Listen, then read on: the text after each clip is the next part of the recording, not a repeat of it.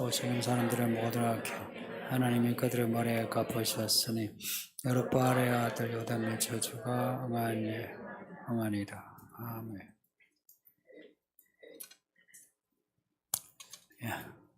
본문이 길죠. 길지만 아주 재미있는 이야기입니다. 반전의 반전 이야기입니다. 사사가 된 아비멜렉 이야기입니다. 아비멜렉이 어떻게 사사가 되었는지 간단히 요약하면 아버지 기드온이 죽었어요. 뭐 거의 절대 권력자. 왕은 아니지만 왕 같은 권력자. 사사지만 왕 같은 권력을 누린. 기드온이 죽자 이제 그 후계자 문제가 생겼는데 기드온의 아들들은 누구도 기드온의 후계자 되려고 하지 않았던 것 같아요. 그 요담의 말을 이제 그 비유를 보면 아들들은 서로 양보한 것 같은데 첩의 아들 아비멜렉이 왕이 되려고 꾀를 씁니다. 세겜 사람들을 자기 편으로 만들고 돈을 모아 군사를 모아서 기드온의 아들들을 다 죽입니다. 그 가운데 한 명이 살아남았는데 요담입니다. 요담, 막내 아들이에요. 작은 아들이라는 뜻인데 칼날을 피해서 도망을 했는데 아이러니하게 아비멜렉의 편을 들어준 에브라임 땅 세겜의 거리심 산에 올라가서 세겜 사람들에게 외쳐요. 아비멜렉의 그 왕이 되는 야망을 비유로 제 말한 게 앞에 7절에서 21절의 내용입니다. 가시나무 같은 아비멜렉이 왕이 되었다고. 그 아비멜렉 때문에 세겜 사람들이 다 죽을 거라고 예언을 했어요. 오늘 본문은 그 예언이 이루어지는 내용이에요. 아비멜렉은 스스로 왕이 되고 또 사사가 되었습니다. 왕이 되었어요. 어쩌면 이 최초의 왕일 거예요. 사울이 왕이 되기 전에 스스로 왕자리에 앉아 이렇게 3년째가 되었을 때 3년째가 되었을 때 일이 터졌어요. 그 23절 보면 하나님이 아비멜렉과 세겜 사람들 사이에 악한 영을 보내십니다. 선하신 하나님이 악한 영을 아비멜렉과 세겜 사람들 사이에 보내요. 오늘 이 본문은 악한 영을 받은 아비멜렉과 세겜 사람들의 이야기입니다. 악한 영을 받은 아비멜렉, 세겜 사람들의 이야기예요. 악한 영을 받았으니 하는 짓이 어떻겠어요? 악하겠죠. 악한 아비멜렉, 악한 세겜 사람의 서로 죽고 죽이는 이야기입니다. 누가 이 일을 하셨다고? 그 하나님이. 56절을 보면 아비멜렉이 그의 형제 70명을 죽여 자기 아버지에게 행한 악행을 하나님이 이같이 하셨고 하나님이 이같이 복수하셨다. 하나님이. 기드온의 아들 요담이 절치부심 일을 갈아가지고 복수한 게 아니고 요담은 예언하고 하나님이 3년째에 이룬 복수의 이야기를 이루셨다. 그리고 끝절 57절도 보면 또 세겜 사람들의 모든 악행을 하나님이 그들의 머리에 갚으셨으니 아비멜렉의 악에 대해서 하나님이 갚으시고 세겜 사람들에 대해서도 하나님이 갚으시고 여룻바알의 아들 요담의 저주가 이루어졌다. 56절, 57절은 결론이에요. 하나님이 하셨다. 이제 이거는 믿음의 눈이죠. 누가 하나님을 본 적 있나요? 그때도 본 적 없죠. 그냥 3년째 어떤 일을 계기로 세겜 사람들하고 아비멜렉 간에 알력이 생겨 서로 밀당을 하다가 이제 줄이 끊어지고 싸워 양쪽에 다 죽었다. 이런 역사인데 성경은 그 이면에 진짜 주인공을 기록하고 있어요. 요한계시록도 그래요. 마지막 때 일어나는 일은 그냥 국제정세입니다. 국제정세인데 그 국제정세에 누가 주인공이냐 하는 거예요. 하나님이. 그 일곱변의 이야기를 하나님이 주도하시는. 성경은 사람들이 보지 못하는 걸 기록하고 있어요. 그러니 성도님들, 우리가 진짜 믿는 사람이며 하나님이 하셨다. 주도하시는 하나님의 손을 알아보고 그 손을 의지하는 사람이 됩시다. 56절에서는 하나님이 아비멜렉에게 복수하시고 57절에서는 하나님이 세겜 사람들에게 복수하신다. 복수의 이야기입니다. 근데 23절에서 하나님이 악한 영을 세겜 사람들에게 아비멜렉에 보내셨다. 이제 요 구절만 이제 생각하면 좀 의외죠. 아니 착하신 하나님이 악한 영을 보내다니. 뭘 이야기하겠어요? 그러니까 하나님이 악한 일을 하신 건 아니죠. 악한 영을 이용하셨죠. 그러니까 하나님은 악한 영, 마귀를 비롯한 마귀와 쫄게되는 악한 영들의 위에 계십니다. 주관하세요. 욥기 보면 그 마귀가 하나님 앞에 엎드려서 허락을 받아야 돼요. 허락을 받고 욥에게 고난을 줘요. 욥이 자식도 죽고 재산도 없어지고 아내는 떠나고 몸에는 악창이 생기고 그 마귀가 일으킨 재난이 마지막 때도 무적행에서 나오는 그 황충 악한 영들이 세상을 어지럽게 해요. 그 재앙은 악한 영들이 세상을 어지럽게 혼란스럽게 고통스럽게 하는데 그것을 주관하시는 허락하거나 금지하는 혹은 제어하는 분이 누구다? 예수님이시다. 이걸 분명히 알고 계셔야 돼요. 성경은 사람들이 볼 수 없는 것을 보게 하는 책이에요. 그래서 성경을 보는 사람은 정말 지혜로울 수밖에 없죠. 사람들 능력으로는 갈 수 없는 길을 가게 하니까. 악령이 들어간 사람들 모습이 악할 수밖에. 그래서 오늘 보면은 악한 아비멜렉, 악한 세겜 사람들의 이야기입니다. 그러니까 이런 사람들은 서로 배신해요. 서로 미워하고 서로 폭력적입니다. 나쁜 놈들끼리 싸우는 거예요. 예수님을 두고서는 그 악한 제사장, 바리새인, 서기관, 사두개인, 로마 사람까지 예수님 전에는 서로 싸우다가 예수님이 등장하니까 하나가 되어서 예수님을 죽여요. 예수님을 죽이고 난 뒤에는 이제는 또 서로가 또 싸워요. 그 악한 놈은 착한 사람 앞에서는 다 하나가 되고 그 다음에는 자기들끼리 싸우는.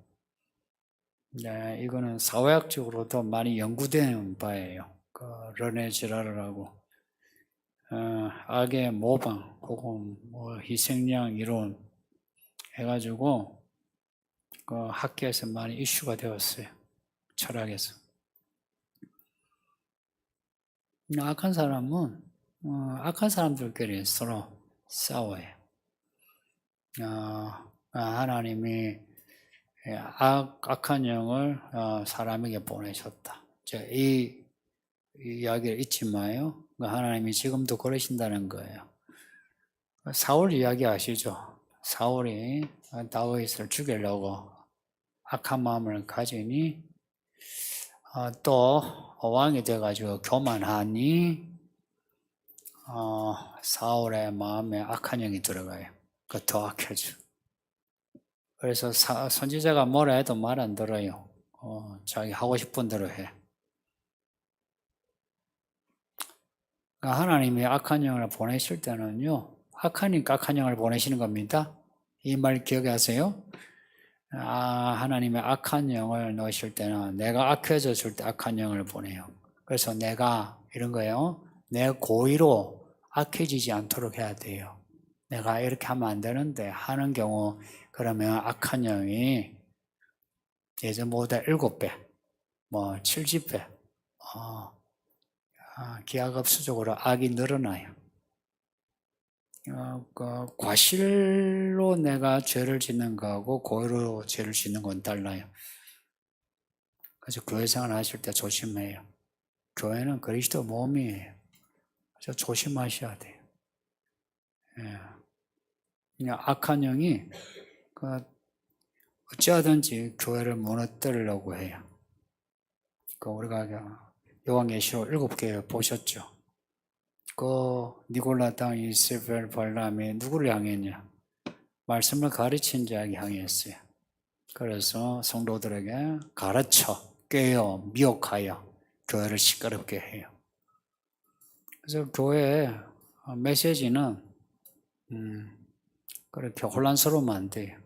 제가 이렇게 이야기하면 여러분의 목장과 그리고 교회 학교, 여러분 가정에 일관되게 들어가야 돼요.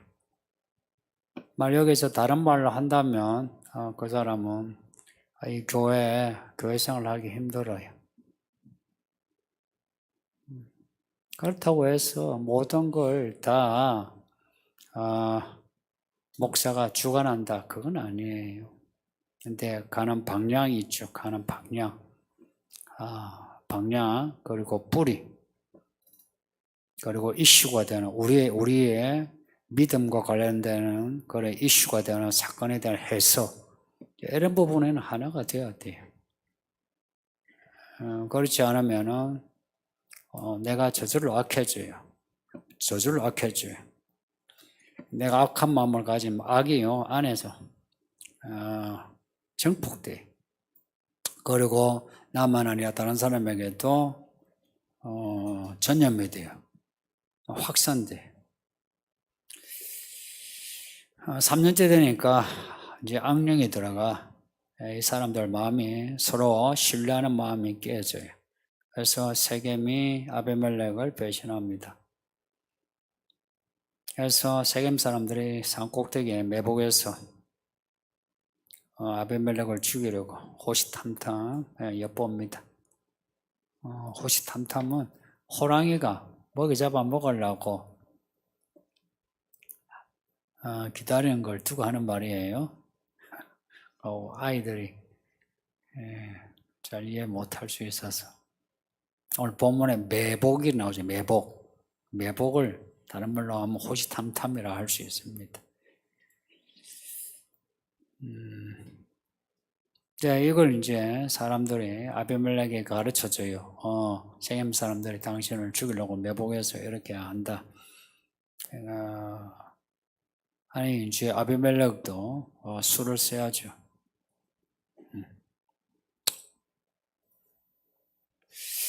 이제 이런 분위기 속에서 이제 기름을 붓는 사람이 등장하는데 가을이라는 사람이에요. 가을이 등장하면서 세겜 사람들에게 배신의 분위기를 더해요. 악하니까요. 또 이 가을 같은 사람은 하나님이 세겜 사람들에게 악령을 넣으시고 또한 악의 화신과 같은 가을 같은 사람을 붙여가지고 세겜 사람들을 더 악하게 만들어요. 이런 하나님이 일하는 방식을 좀 아셔야 돼요. 그때만이 아니라 지금도 그래요. 교회 시끄러운데 시끄러운 곳에 또 누군가 들어가 더 시끄럽게 하고 교회가 찢어지고 분열되는 경우가 허다해요. 가을이라는 사람이 등장해가지고 이제 아비멜렉하고 완전히 등지게 하는 말을 해요. 아니 에브라임하고 므낫세 지파하고 어느 지파가 크냐? 우리가 훨씬 낫지. 우리의 건물이 저쪽에 만물보다 훨씬 낫지. 근데 우리가 저기 아비멜렉 기드온 집안을 섬긴다는 게 말이 되느냐? 우리가 왜 그 아비멜렉을 섬겨야 돼? 우리가 왜 기드온 집안을 섬겨야 돼? 야, 섬기려면은 이 세겜의 조상벌이 되는 하몰, 창세기 야곱 이야기에 보면은 세겜 나오고 그 아버지 하몰이 나와요. 차라리 그 하몰을 섬기지 뭐 아비멜렉을 섬기느냐 하는 거예요. 그러니까 이 세겜 사람들이요 듣다가 정말 그런 거예요. 우리가 왜 우리가 에브라임 문화세를 따지면 에브라임 우리 지파가 훨씬 크고 훨씬 하나님의 축복을 받았는데 우리가 왜 저 문화세 지파 저기를 섬겨야 되느냐? 제 마음이 이렇게 끊어집니다. 이제 이걸 이제 세겜의 방백 스불이라는 사람이 아비멜렉에게 이제 일러줘요. 그러니까 아비멜렉이 거의 왕이에요. 그래서 방백을 세운 거죠. 그 스불이 아비멜렉의 신복입니다. 가을과 세겜 사람들이 배신했다. 그냥 두지 말고 기회를 봐서 그들을 쳐라. 앞에서 아비멜렉을 암살하려고 하는 그 시도 했거든요. 거기다 가을이 와서 또 불을 더 지폈어요. 또 그때도 들었고 이제 또 가을의 등장을 또 아비멜렉이 들었어요. 아니 아비멜렉이 이제 참을 수 없죠, 그죠? 이제 행동을 하는 겁니다. 아비멜렉이 기드온의 70 아들을 죽일 때에 그 대단한 전략을 썼던 거예요. 쉽지 않거든요. 그걸 죽이기 위해서 세겜 사람들을 이렇게 꿰가지고 정치 자금을 만들고 그 정치 자금으로 그 천박한 사람도 모아가지고 훈련시켜가지고 기드온 집안을 쳤던 거예요. 그런 아비멜렉입니다. 그 아비멜렉은 전략가입니다. 영악한 전략가. 머리 좋은. 그 아버지가 똑똑하잖아요. 아버지가 전쟁할 때에 전략가예요. 그 아버지의 머리를 그대로 받은 것 같아. 근데 이제 악하다는 거지. 이 아비멜렉이 이제 세겜을 치는 내용이 이제 35절 이하인데 35절에서 45절의 내용입니다. 그 아비멜렉이 그냥 아마 이기고 또 이기는 거예요. 그 45절 보면은 아비멜렉이 그날 종일토록 그 성을 쳐서 마침내는 점령하고 사람들을 죽였다. 아비멜렉이 세겜을 완전히 점령한 겁니다. 기드온이 미디안을 밤새도록 치고 또 아침에도 치고 그 다음날까지도 계속 쳐서 죽였다시 아비멜렉이 세겜 사람들을 종일토록 죽였다. 그 아버지는 미디안 사람을 아비멜렉은 세겜 같은 동족을 이제 동족을 할 때는 여러분이 이해하셔야 될 게 가난한 사람하고 이제는 혼합되어 있어요. 실제로 혼인관계로 엮어져 있고 그리고 같이 살고 있는 거예요. 야가 그래도 동족을 할 수 있죠. 아버지는 미디안을 아들랑 같은 동족을 쳐서 죽이는 거예요. 46절 보면 세겜 사람들이 이제 망대로 올라가 도망합니다. 망대는 그 망을 보는 탑인데 그 스케일이 컸던 것 같아요. 거기에 1,000명이나 올라갈 수 있는 1,000명이 뭐 엄청나잖아요. 그 망대가 단지 탑만으로 됐던 게 아니고 탑과 연결되는 어떤 구조물들이 있었던 것 같아요. 정확한 그림을 제가 알 수가 없겠어요. 망대라면 그 좁은 탑 그걸 생각하는데 그렇지 않은 것 같아요. 그 망대 밑에 불을 펴가지고 불태워 죽였다. 죽은 사람이 1,000명이나 됩니다. 여기까지 이제 아비멜렉은 힘이 견고한 거예요. 그런 거 있잖아요. 반란을 일으키는 그 반란의 무리들을 한번 제압하면은 무섭게 제압하면은 이제 공포 분위기 조성이 돼요. 그러면은 이 아비멜렉의 권력이 이제 유지도 되고 더 강화될 수 있어요. 근데 이제 이때 이제 반전이란 거예요. 그거는 세겜 주변에 데베스에서의 사건입니다. 데베스를 쳤는데 왜 쳤겠어요? 세겜과 데베스는 같은 편이라. 그래서 세겜 주변에 그 동네들이 도시들이 함께 연합해서 아비멜렉을 공격했다라고 할 수 있는 거예요. 데벳은 세겜에서 뭐 북동쪽에 있다 하고 보이고요. 데벳을 한 방에 쳤어요. 데벳은 세겜보다 훨씬 작은 쳐서 뭐 파죽지세로 가는데 또 사람들이 망대 위로 올라가요. 그 당시에 망대 위에 잘 숨었다는 겁니다. 그 올라가 봐야 뭐 도관에 던지죠. 그래서 또 망대 위에 올라간 그 데베스 사람들을 죽이려고 밑에 이제 불을 지피는데, 불을 지피려고 아비멜렉이 직접 이제 하는데, 누군가 위에서 맷돌 윗짝을 던졌는데, 여자가 던졌어요. 던졌는데 참 정말 그 생각지 않게 아비멜렉이 그 맷돌에 맞아 죽었다. 53절 보면 한 여인이 맷돌 윗짝을 아비멜렉의 머리 위에 내려 던져 그 두개골을 깨뜨리니, 두개골이 깨졌는데 아비멜렉이 금방 안 죽었어요. 사울도 금방 안 죽었죠. 금방 안 죽어서 그 부하에게 날 죽여달라 그랬죠. 똑같이 아비멜렉도 내가 여자 손에 내가 죽는 수치를 당하니 네가 나를 죽여달라 해서 부하에게 죽여달라 해서 그 부하가 아비멜렉을 죽였습니다. 이제 이렇게 해서 아비멜렉이 이제 죽어요. 그리고 아비멜렉을 통해서 아비멜렉을 지지하고 왕이 되겠던 세겜 사람들도 죽고, 요담이 그랬어요. 아비멜렉과 세겜 사람들이 다 죽는다고. 이 일을 요담이 한 게 아니고 하나님이 하셨다.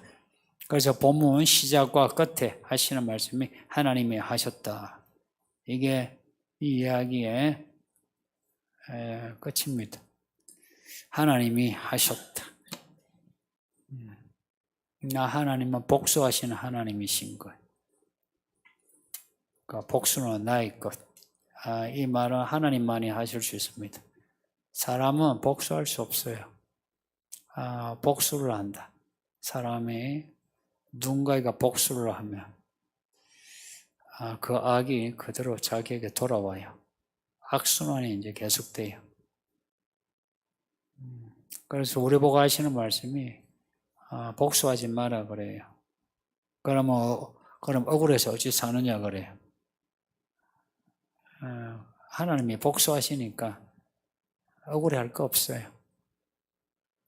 다섯째 인의 이야기에서 제단 앞에 순교자들이 복수해달라 그러거든요. 기다려라. 순교자의 수가 차기까지 기다리라 그래요. 말하자면 예수님이 일을 가시는 거라. 내 종이 죽을 만큼 죽었을 때 내가 이제 내려갈 거다. 이제 그 말씀이죠. 요담이 하는 말 앞에 19절 20절이 이루어진 겁니다. 말 너희가 오늘 여롯바알과 그의 집을 대접한 것이 진실하고 의로운 일이며 너희가 아비멜렉으로 말미암아 기뻐할 것이요 아비멜렉도 너희로 말미암아 기뻐하려니와 그렇지 아니하면 아비멜렉에게서 불이 나와서 세겜 사람들과 밀로의 집을 살을 것이요 세겜 사람들과 밀로 집에서도 불이 나와 아비멜렉을 살을 것이니라.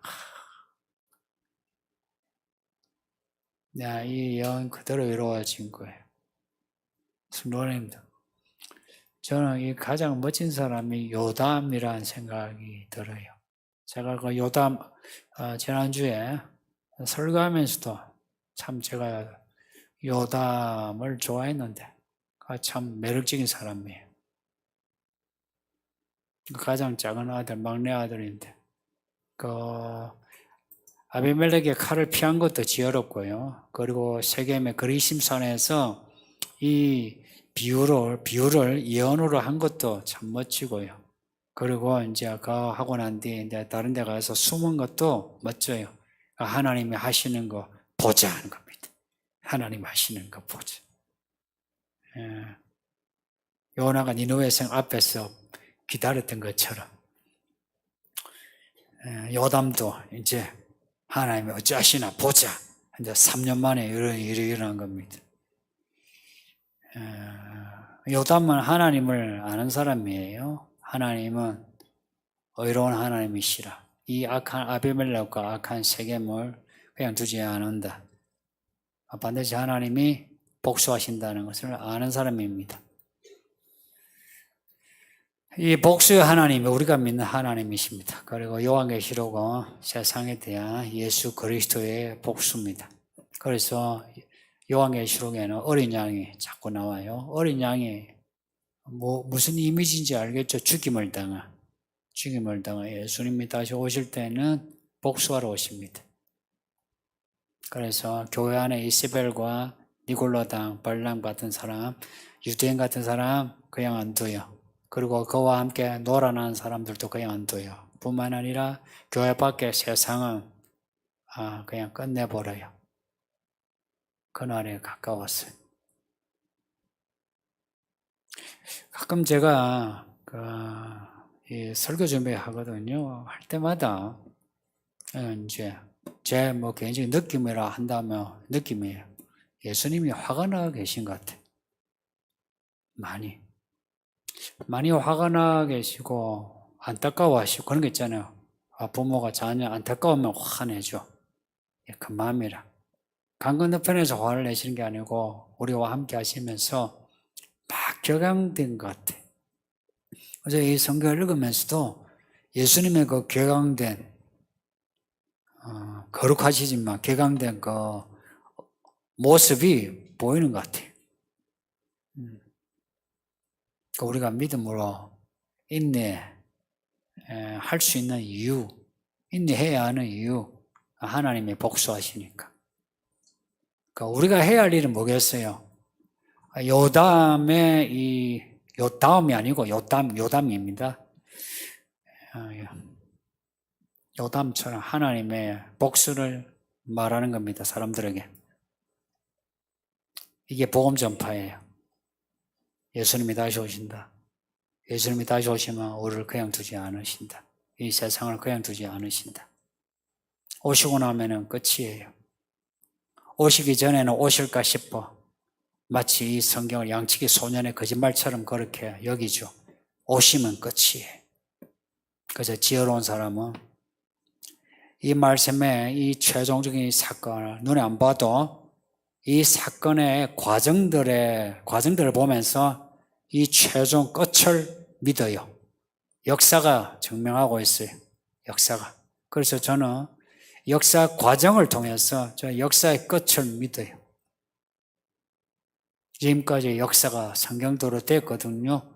이 된 그 증거로 성경의 마지막 이야기가 성경처럼 끝날이라 믿습니다. 그래서 하나님 편이 되어야 돼요. 우리는 아비멜렉과 같이 야망 있는 사람이 되어 악을 행한 사람 되면 안 되고 또 그런 사람하고 같이 꿰임 받아가지고 같이 하나 되어 아비멜렉 같은 사람을 지지하는 악한 사람 되면 안 되고요. 요담처럼 우리가 잠시 피할지라도 하나님의 복수를 믿고서 담대하게 사람들에게 전하는 거예요. 하나님이 다시 오신다. 아비멜렉이 여자가 떨어뜨린 그 맷돌 윗짝에 맞아 머리가 깨져 죽으리라 누가 생각했겠습니까? 아무도 생각지 못하죠. 똑같이 마지막 때의 권력자들, 그 최종 권력자 짐승도 그렇게 끝날 겁니다. 아무도 생각지 못한 하나님의 복수예요. 지금까지는 개별적으로 아비멜렉, 세겜 해서 그렇게 개별적으로 부분적으로 일어났기에 믿을 수 없어 이럴 수 있겠죠. 그런데 이제는 팬데믹처럼 하나님의 복수가 팬데믹처럼 될 겁니다. 이럴 때 우리는 어느 쪽에 속할 것 같습니까? 요담 같은 사람이 됩시다. 그러면 약한 세상 피할 때는 피해야 되고요.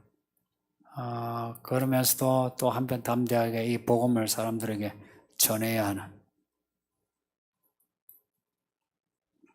혹은 이름도 없는 이 맷돌을 떠뜨린 여자처럼 하나님의 도구가 되는, 약간 하나님의 도구가 되자 하는 것이 결론입니다. 예, 같이 기도합시다. 다 같이 기도하겠습니다. 아버지 하나님 감사합니다. 오늘도 사사의 말씀을